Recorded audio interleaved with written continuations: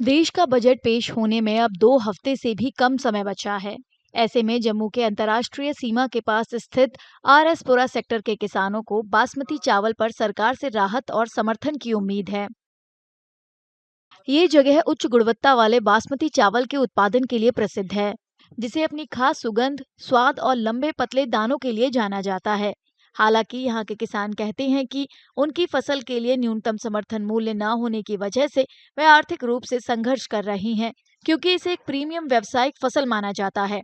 Budget से पहले वे सरकार से बासमती चावल को एमएसपी योजना में शामिल करने की अपील कर रही हैं, ताकि उन्हें उचित और गारंटेड लाभ मिल सके।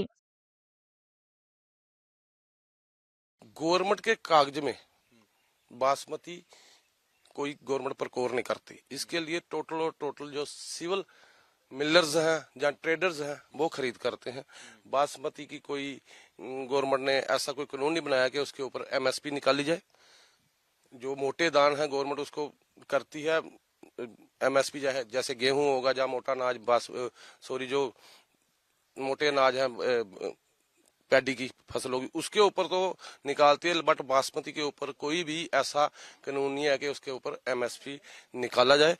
और उसके कारण जितना भी आरएसपुरा का हब है जो बासमती का, पूरे के पूरे किसान बिल्कुल डे डाउन हो चुके हैं। कुछ किसानों का कहना है कि उन्हें ऐसी खरीद सिस्टम की घोषणा की उम्मीद है, जिससे वह अपनी फसल बिक्री के लिए सिर्फ निजी व्यापारियों पर ही निर्भर न रहे।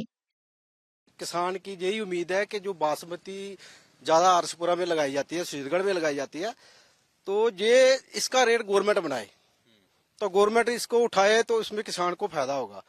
जहाँ जब फसल होती है एक ही फसल लगाते हैं हम बासमती ज्यादा, हर किसान जो बासमती लगाता है, लेकिन इसमें क्या होता है जब बासमती निकाली जाती है तो जो मिलर ले जाते हैं उठाकर।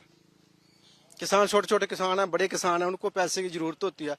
जैसे सरपंच साहब ने बताया कि पहले इसका रेट 4000 रुपया, 3900 रुपया, अब इसका रेट 5500 रुपया, 5600 रुपया हो गया, क्योंकि सारी बासमती जो पैडी है वो सारी मिलर के पास चली गई है, उन्होंने स्टॉक कर रखी हुई है, अब वो अपने उच्च दामों में बेच रहे हैं। ये हमारी बासमती का अगर रेट अच्छा गवर्नमेंट हमें दे तो तब हम बच सकते हैं किसान, नहीं तो हमें लॉस ही लॉस है सर, क्योंकि जो मिलर हैं जो हमसे कम रेट कम दाम पे खरीद लेते हैं, तो जो अपने पास स्टॉक जमा कर लेते हैं तो हमें रेट ही नहीं देते, हमें तो हर तरफ लॉस लॉस है सर।